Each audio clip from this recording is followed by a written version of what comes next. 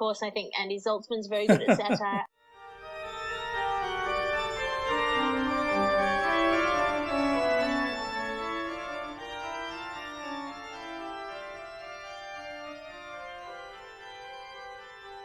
Welcome to today's episode of the Comical Heathen. This is your host, Dr. Jerry Jaffe.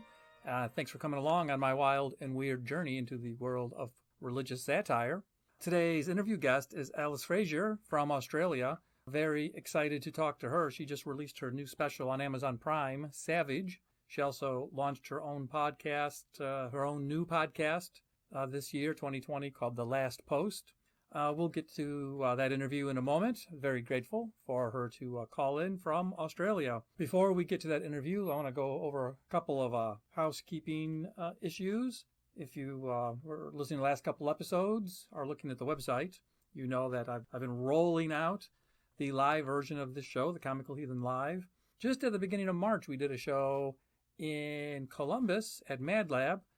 We had a nice audience. It was a great experience, a lot of laughs. Plus, I learned a lot about the show, and I have it / had it booked at a number of upcoming venues. So, like a lot of entertainers and comedians right now, because of the coronavirus pandemic, all of the current shows that I had booked are now postponed or canceled. I actually put a notice up on my website, not that any of you noticed, to that effect. I do have a couple of festivals that I'm accepted to this summer, but we don't know if those festivals are happening yet or not. So just keep tuning in to the podcast and watch the website, and I'll have updates about the Comical Heathen live show. But as of now, all the currently scheduled ones are canceled or postponed. As you may know, me and my wife are rabbit lovers, and we have a couple of beautiful Holland Lops called Kelvin and Newton. And there have been stories in the news lately about how the coronavirus might affect pets. So it's on our minds as pet owners and animal lovers. As of now, the way it's reported is that apparently it's potentially possible for animals to get the virus from the humans around them. None of the animals, lions, tigers, or cats that have tested positive for the coronavirus have gotten any symptoms or been ill, thankfully. I'm not too worried about it in terms of our own pets, but my wife, she's a little crazier than me, so she actually is a little worried about this. Protective mother. She loves Kelvin and Newton, so she watches over them. And I'm more worried about my wife. I don't want her to be worried, so it's kind of like paying the worry forward. She's worried about the rabbits. I'm worried about her. As of now, all are well, though. As I've mentioned before, one of the unexpected side effects of keeping rabbits is that as we line their cages with newspapers, I found myself reading newspaper headlines again. When was the last time you sat back with a newspaper and just, read a newspaper? I love reading, and I can't even remember the last time I held a physical newspaper. Surely over a year in terms of reading one over your cup of coffee or in the morning. So that's a lost experience. But I've recaptured some of that nostalgic memories, some of that nostalgic experience by looking at the headlines of the newspapers we put in the rabbits' cages. And certain types of headlines pop out for me. I consider misinformation a sin. That's why I call it misinformation. And sometimes I see headlines with misinformation about religion or science or spreading pseudoscience and pseudomedicine. When I see stories like these, I have this urge, this compulsion to set the record straight because it's good for our souls to know things. And I'm not trying to ruin anybody's good time, but hey, might be your dogma, but it's my karma. And I'm all about spreading the love, with a side order of facts. For example, in the months of March and April, I've seen a lot of articles at the bottom of the rabbit cage about how some churches, faith healers, and evangelical leaders have been behaving during this current coronavirus crisis. A bunch of faith healers in California last month decided to cancel a big conference they were planning. Faith healers afraid of a new disease. Well, that just sent the hypocrisy meter straight into the red. Whoop, whoop, whoop. Call Merriam-Webster. Tell them we're going to have to update the definition of hypocrisy again. These faith healers are running away from the coronavirus like it was the IRS or a scientist or the amazing Randy. They were going to hold this event at the brand new Legacy International Convention Center, which conveniently combines a ministry site with a premium resort. It's a $200 million project near San Diego by televangelist Morris Cerullo. $200 million, people. Fuck, I could almost pay off my student loans. Almost. I mean, you'd think that with the $200 million, they could actually heal some people. Donate it to hospitals or orphans and stuff. I mean, forget the Creation Museum and their so-called replica of Noah's Ark. Cerullo has built a $200 million exact replica of the conference center Jesus had in the Bible, in the Gospel of Hospitality and Tourism. One of the scheduled attendees was well-known demonophobe Kenneth Copeland. You might remember Copeland from an earlier story about he justified buying a new private jet because flying commercial would mean sharing, and I quote, a long tube with a bunch of demons. And Jesus rode in on a donkey, but the Bible doesn't say if it was a private donkey or just a regular demon-possessed one. Anyway, Copeland could never ride a donkey. Evangelicals are opposed to too much ass-on-ass action. And because of the coronavirus, Copeland is only doing faith healing through YouTube now, which is good. Now you don't even have to touch him or put on pants. Hashtag every Sunday is pantless Sunday. So these particular faith healers, were smart enough to join the rest of us staying at home. I imagine if that was an awkward meeting where they had to decide whether or not to cancel this event, I would have loved to have been a fly on the wall of that one. So how married are you guys to this whole God will save us idea? Of course, it was either that or risk making public prayer promises that could clearly fail within a matter of days. And yet, some churches continue to hold live services, despite warnings from most state officials not to have large gatherings. For example, here in Ohio, there's a church called Solid Rock Church, and it's still holding services. Solid Rock. Sort of a ridiculous name, considering it's a church built of timber and plaster and stuff. And didn't it say on the news that the coronavirus can survive on surfaces such as solid rock for up to 72 hours? Oh, but hey, quick disclaimer. I'm a doctor, but I'm not a doctor, so don't quote me on that. I'm a doctor like Dr. Phil is a doctor, not a doctor. In a press release, the leaders of Solid Rock Church said that at times like this, people should ask for God's help. To which God was heard replying, Dude, I already created all the doctors, the scientists, the public health officials, and Netflix. What more do you want me to do? Here's a piece of gum. Would you like chewing lessons? P.S. Dear Solid Rock Church, if your God does exist, he also invented the coronavirus. So respect the majesty of his creation and stay the fuck home like everyone else. I mean, I've heard of Typhoid Mary, but coronavirus Jesus is a new one for me. The church defended its actions by saying it is not making anyone attend services. It's completely optional. Oh, but they do note that your attendance will count more towards getting into heaven than into college. This is like the same as saying if you don't like hearing the President of the United States lying all the time, you have the option of not listening. It's not quite the point at hand, is it? And remember, people, there's more than one type of deadly virus. Stupid ideas can kill a person, and they're just as contagious.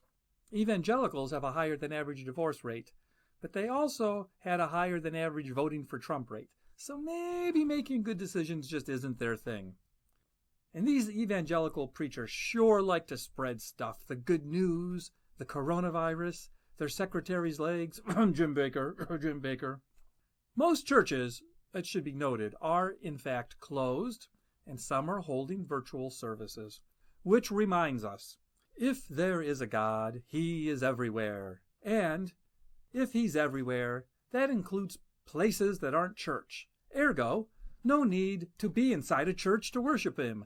Hashtag every Sunday is pantless Sunday. I guess they could use pages from the Bible to make face masks, as long as they don't mind people walking up to him going, "What is that on your face, man? Is that Deuteronomy?" Wait until they run out of toilet paper. Then that Bible will become surprisingly useful. These are crazy times, my friends. Look at what's happened here. Faith healers are admitting they can't cure you. Churches are admitting you don't have to go to church. And I'm not wearing any pants. Hashtag every Sunday is Pantless Sunday. Which brings us to today's interview guest. This is Alice Fraser. You may know her as a regular panelist of The Bugle with Andy Zaltzman. And she has her own new podcast called The Last Post, a daily satirical podcast that's available on all the podcast platforms. She has a new show on Amazon. It's on Amazon Prime. Go check it out. It's called Savage. And Alice Skyped in from Australia. We had a chance to talk. A couple of things that came up. We talked about the difference between American, like comedy club style comedy and European / festival show style comedy. That was pretty interesting. And when talking about religious satire, she brought up the point that, in a way, it's in sync with our current political climate's bipartisan character of like two camps and two extreme points of view. So, hey, let's listen along. Let's find out what Alice has to say. And here it is, my interview with Alice Fraser. Hey, this is Dr. Jerry Jaffe. Welcome to the Comical Heathen. Today, I am very thrilled to be interviewing from Australia, Alice Fraser. Hey, Alice, how are you? Excellent. I'm very well, thank you. I'm here in Australia, which is not actually usual for me, despite being an Australian. I'm normally based in London, but at the moment, because of this virus that's going around, I've come back to Australia to kind of ride it out with a better healthcare system. Future historians who are listening to this podcast to document what was going on in early 21st century comedic culture should be aware that this is April 20th, and we are in the midst of the global pandemic known as the coronavirus. So I'm sure Alice and I will be making references to it off and on for the next little bit. So that's a little context for those of you who don't know what we're talking about. Hey, how is the coronavirus and whatever kind of a lockdown is going on in Australia affecting comedy in your part of the world? Well, so I flew back to Australia in order to do the Melbourne International Comedy Festival, the Sydney International Comedy Festival, the Perth Comedy Festival, and then my plan was to go back to London, run that same show in and get it ready for the Edinburgh Fringe Festival, which is the biggest comedy festival in the world, despite being embedded in a fringe festival. Right. All of those have been cancelled. Sort of the next 5 or 6 months of my year, what I thought they were going to look like, is no longer a thing. That's no longer how my life looks, and that's an odd feeling. Yeah, I mean, I know, of course, I know a lot of comedians, many in the U.S., and a lot of the full-time pros who depend on their shows feel kind of adrift. Yeah, it's pretty wild, and I'm not quite sure what it's going to do to the industry as a whole, really. Right. So many of my friends who rely on live work for their income have just had this sit-down conversation with their agents where their agent has gone, every gig for the next 6 months is gone. Right. So your lifestyle, your rent, and for many comedians, your addiction, your way of engaging with yourself, your way of feeling real, your way of expressing yourself, your way of connecting with others is gone. And Instagram Live, fun though it is not quite a replacement for that essential human connection of comedian to audience. Part of what every joke is it's a question. Every joke is a question. You're going, eh? And the audience goes, ah. You have it, part of it is going, is this a thing? Is this? And you can feel with the audience, with every joke, you can feel how they're laughing, not just if they're laughing, which is important, but how they're laughing, what they think of what you're saying. You stay in touch with the doxa, the shared sort of consciousness of a community, and you shift your comedy in very subtle ways, week to week, month to month, year to year. And that's part of the job of a comedian, is to stay in touch with those to sound like a hippie, those vibes, those subtle shifts in attitude and opinion. If you were a comedian, and I'm sure you've seen them, if you were a comedian who started in the 90s or the 2000s and took, say, 5 years off and then came back in the early 2010s, say, and thought that your jokes would work, they absolutely would not, because in that 5 years you had this shift from lad culture, from a kind of comedy that was about deliberately saying naughty things because everybody knew that you didn't mean them, right, to absolutely being unacceptable to say those things because in that time society shifted to a belief or an understanding, depending on what side of politics you fall, either a belief or an understanding that these small jokes, these jokes that were saying terrible things, had a cumulative effect of damaging particular people or particular minorities. That there was even if they weren't meant to be degrading of the fabric of society, that attitude shifted within the audiences or within many audiences. And so you would have come out with exactly the same joke, whatever it would happen to be, that was just a little bit shocking, a little bit deliberately shocking. Right. And you would have been treated like a pariah or just not laughed at. Right. Or you would have got a gasp where you would normally have gotten a laugh. So we mentioned that it's April 20th in my part of the world. I guess it's already transitioned to April 21st in your part of the world. Yes. So this past weekend, your new comedy special came out on Amazon Prime called Savage. Yes, it did. Yeah. So A, congratulations. Very exciting. And B, how's it been going? How's your weekend? How's the premiere going? You had a watch party. How do you feel about it all? It's been so overwhelming and so lovely.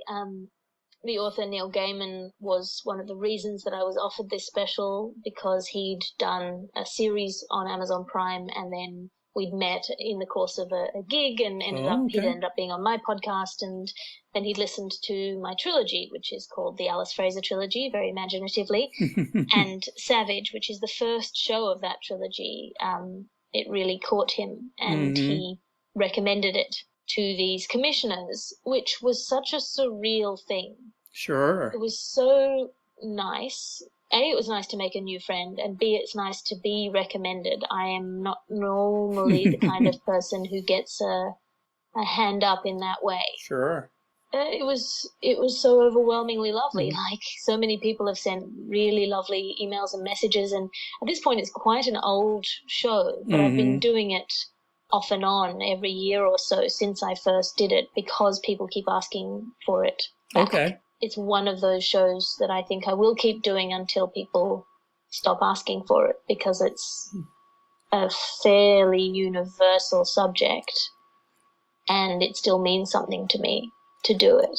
I have also seen Ethos and the Resistance, which are also specials that you can see online in various platforms, so I highly recommend them.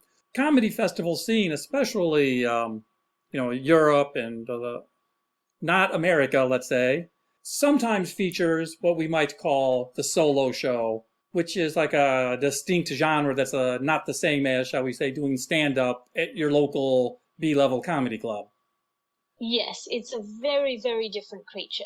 And there's a number of incentives that pressure a particular kind of output that I think is suited very much now for the online environment. Okay. So the yearly festival means you need to have a new hour of material every year. If you're doing a solo show, you get a 55-minute to an hour slot at a festival. So in America, the club circuit incentivizes you working on, say, a good 20 minutes, maybe a good half an hour, maybe a good 40 minutes. And you could run that for 5 years, 10 years. Right. You know, Jerry Seinfeld very famously did the same 90-minute show for decades. In Australia and the UK, because you're selling tickets every year at these different festivals and the same people come back year on year, you want to have a new show for them. Okay, so that's one incentive. Second incentive is that if you're doing a show at a festival which has 500 other shows, in the case of the Melbourne International Comedy Festival, or 5,000 other shows in the case of the Edinburgh Fringe, you're looking at an environment where people are watching 3 shows a day, 5 shows a day, 8 shows a day, and jokes just don't cut it. I mean, if your show is just jokes, that's fine, that's fun for them, but they absolutely will not remember you the next day. So both the longer format, it's sort of, if you just do an hour of jokes, it doesn't feel like much. There needs to be some sense of narrative connection. It needs to be going somewhere for people's attention to remain engaged. And secondly, if you are in this competitive environment where ticket sales rely on word of mouth and you're competing with hundreds or thousands of other shows, what you want is a show that has a narrative structure and it has something of your personality in it. Okay. So that people remember you and are moved by you in a way that is distinguishable from the way they are moved by other performances in that day. So all of those incentives align towards creating this 1 hour show, the festival hour format, which tends to be more structured, more narrative, more personal, and not as purely serving the audience as a club set would be. Right. So a club set is just about making people laugh for 5 minutes or 10 minutes or 15 minutes or 40 minutes or however long your slot is. And if you do a joke and they don't like it, you'll change your plan on the fly. You'll do a different set, or you're there to kind of make them laugh, whoever they are. Yeah. In a festival show, you're looking for your audience. You don't want to make the people in the room laugh. So, I mean, obviously you do, but you want the people who like you to come to you. So it's a slightly different way of doing things. You bring them to you because you have more time to work with them, and because you are controlling the whole room, you're not competing with other performers for the same stage or for the same audience. They're there to see you. So there's more freedom in what you can do. You can do things that are a little bit unusual or challenging, or you can take them further or take them on an intellectual or emotional journey that wouldn't be possible in a club setting where they're just there for a laugh. I noticed that in your earlier special Ethos, and I'm paraphrasing, so if I misrepresent it, definitely correct me, but you do a double act with a robot. Yes. Yes. I do. I mean, that's the conceit of the show. So that's my second trilogy. My kind of, I guess, my discography goes Everyone's a Winner, which was about why I quit the law to become a comedian.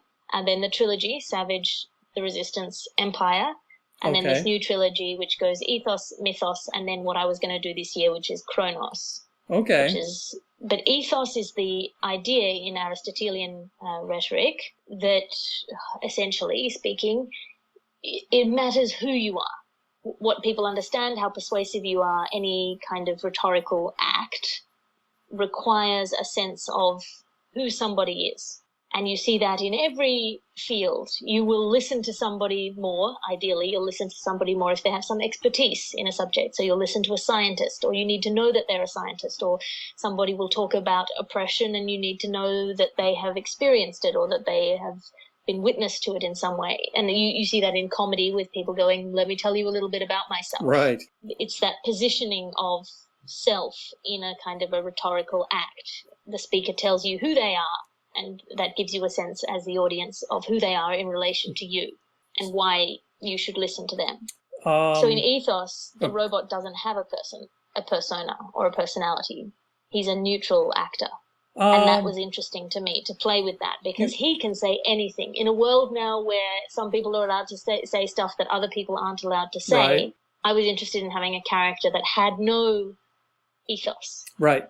So you may have written him that way, but this audience member could not help projecting a personality onto him.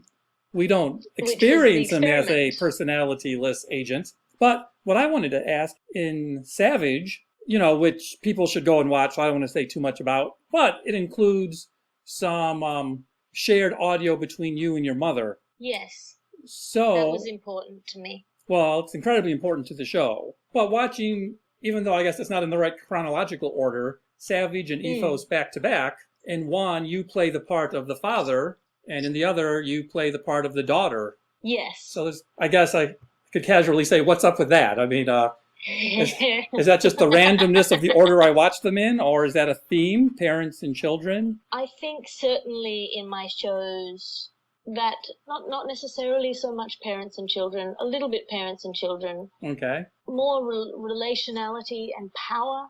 Okay. Authority and love. So I think that the experience of having a mother who was sick is an experience of reframing your authority relationships. You go from having a mother who looks after you to having to look after your mother. That's a big shift for a child. And then I have this very paternal father, very fatherly father. He's very patriarchal, but in a nice way. And sort of negotiating those relationships and understanding the world means that you have a frame for the way that you engage with people. I'm interested in that, and in the way that then you have a relationship with the audience that is essentially a power relationship. Right. Where simultaneously they have power over you and you also have power over them. And that exchange is fascinating to me. Cool. I think dovetailing with what you've been saying, in Savage, you become the first comedian that I've ever encountered who used the word panopticon. Graduate students in pop culture all over the world had little mini comedy orgasms when you did that. So, thank you for using the word panopticon, but that also seems totally apt for the type of themes that you're discussing. Yeah, I like comedy as a way of making big ideas digestible. The thing that fascinates me in the world, in life, is ideas. That process of having an idea, that feeling of getting that light bulb, of shifting something fundamental in your way of seeing the world, is my favorite feeling in the world. And I love to give that feeling to somebody else. And with comedy, that lets you package an idea and present it to somebody, to an audience, and then you get to feel them get it because they laugh. If it's packaged as a joke, then when they get it, you hear them, you see them, you feel them get it. And that is such a delight to me. And my dad used to ask me why I didn't go into the theater or something more kind of high art. Writing novels, or I was always kind of a wordy person. And for me, it's that nobody thinks that comedy is too fancy for them. Yeah. I don't want to only be talking to intellectual people. I really believe that if you deliver a joke in the right way, if you have a complicated idea, but you can give a path to it that is clear enough, then people can come along and have this great idea, even if it's a complicated idea, even if it's a big idea, even if it's kind of an overwhelming idea. So I can give you an example if you like. Okay, let's hear it. Which is from Mythos. Okay. I was thinking about the fact that the big idea is that people value measurable things over unquantifiable things, even when they acknowledge that the unquantifiable things are in essence more valuable. So happiness is priceless, but many people trade their happiness for money. Sure.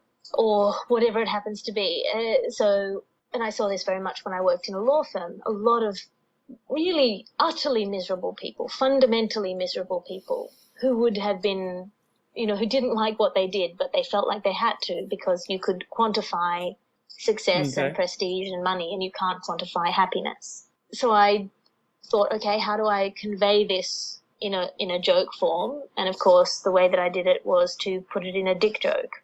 Okay. So you say, I talked about my teenage brother and his teenage friends and this obsession that young men particularly have with quantifiable penis quantities, length, girth, weight, I assume. Okay. And they don't pay any attention to the unquantifiable things that are essential about a penis, which is to say availability, enthusiasm, appropriateness of erection. If you could have a perfectly proportioned penis, if it gets hard in a children's playground, I want nothing to do with it. That is a bad quality penis. So for me, that was fun because I got to take this actually quite big philosophical idea and make it silly and fun and dumb and also comprehensible and communicable. Yeah, I once did a bit trying to explain something about Kierkegaard and then used a porno as the example to illustrate it. Yep, and, high culture, low culture mashup. It's great. Speaking of something that's quantifiable, something that began in 2020 is the daily satirical podcast, The Last Post. Yes, the daily satirical news podcast set in an alternate dimension. Set in an alternate dimension. I am the host, I am the only writer, and it is completely crushing me, and I'm loving it. Well, I'm glad you're loving it. That's one of those things that can't be quantified that we should, incorporate into our lives. I actually did write down 2 questions about The Last Post, and one was just going to be, how is it going, which you kind of just mentioned. How is it going? I mean, it's so much work. It's so much work. When you announced so that you were going to start doing it in December, my first thought was, that is going to be so much work. It is an enormous amount of work, but it is also fascinating and interesting and logistically so incredibly fucking complex to get it out and to get it sorted and to get the guests in and to figure out how the news arcs are going to work, and not to be repetitive but to have through lines that operate, because we don't record each episode subsequent to the previous episode. So we have a guest in to record 4 episodes, but they don't record Monday, Tuesday, Wednesday, Thursday. Okay. They will record this coming Thursday, next Wednesday, the Saturday after, and then the Thursday after that. And so I have to track in my head both where I think the real news will be and where also these fake news storylines will be. Right. On that day in the future, in the imaginary future of an alternate universe. Yeah, that's actually write those jokes. Jotted down as a question, whether it's as a comedic writer or the satire or whatever. Why was the alternative universe aspect important to include? A couple of reasons. First of all, because I'm a big fantasy nerd, big fantasy sci-fi nerd, and that was fun to me as an idea.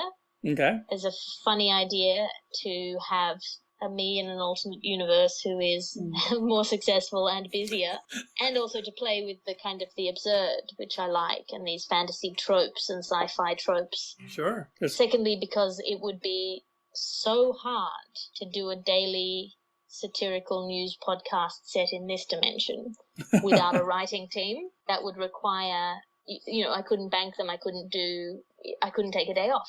I would not be able to take even one day off.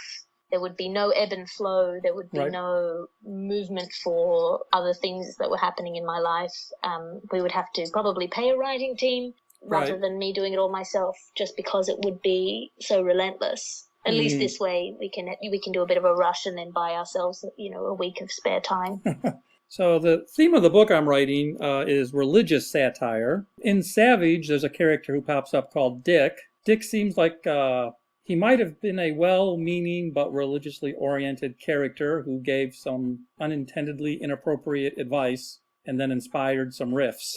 So why was including Dick? Why was it important to include the subtopic of religion into the show of Savage? Like, what were your thoughts there, or how do you treat religion when you write satire? It was entirely the genesis of the show. The narrative in the show is true about why I wrote that show and why I couldn't write that show. It made me angry what he said, because it didn't seem like he was talking to me. It seemed like he was trying to tick a box with an invisible interlocutor in a way that was worse than useless. I found that frustrating, and it made me wonder about faith, because I was brought up as a Buddhist without a theistic religion. Okay. I'm also quite careful. I don't want to mock anyone's religion. Right. I don't want to mock anyone's belief. I don't think that's a useful thing to do. I don't think it's a kind thing to do. I don't think it is my job. There are plenty of comedians who do that, and I'm sure they do it better than I would if I wanted to do it, which I don't.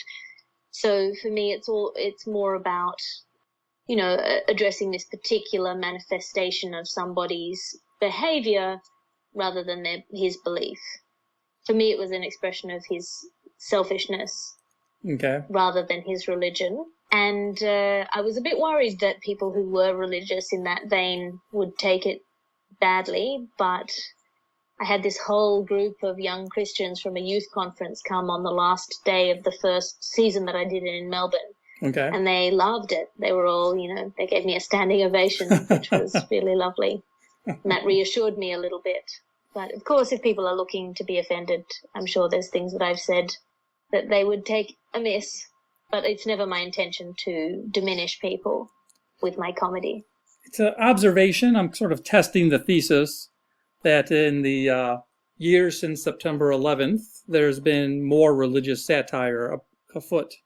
Do you have any just opinion about that, or even you think I'm off base, or some other interpretations? I don't know. I wouldn't have a way to quantify religious satire or track it. I think certainly people are more polarized and more willing to be cruel to the people to whom they feel opposed. Because people are more polarized, they are more willing to directly attack fundamental beliefs in that way. That's a possibility. That's just a hypothesis. Sure. But yeah, that might be a thing. As an experienced comedian, if you were in a position almost as a mentor, like if you were around younger comedians at an open mic or after a show, what kind of advice would you give about doing satire? Satire specifically or comedy in general, I guess? Oh, well, either way, but I guess in this hypothetical scenario, I'm imagining an open micer did some Trump or some religion jokes, but they bombed. And then you kindly took them aside and said, this is what you should be doing. Oh, well, I guess it would depend on how they bombed and what was wrong with the jokes and all of that stuff. I would say don't go for the cheap jokes. Don't say the thing that everyone's saying.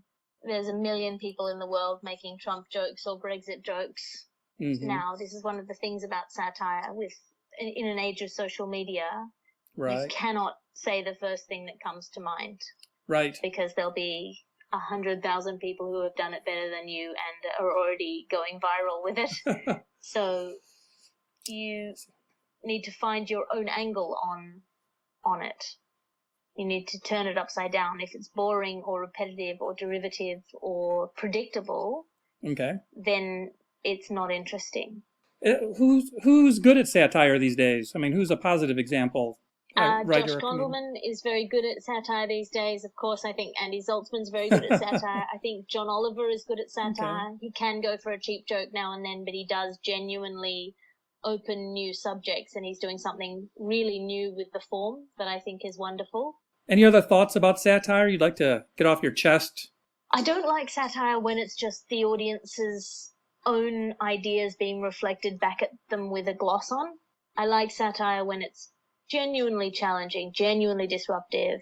There is a kind of political satire that is popular at the moment, which is, I'm sure, very important and very valuable. It's an in-group satire. It's people smugly laughing about the people that they don't like. That's fine and that's important and that's nice to have a feminist show where every joke, the punchline is how shit men are or whatever it happens to be. That's fun and fine and that's a genre. But for me, satire is something more disruptive than that, more disconcerting than that.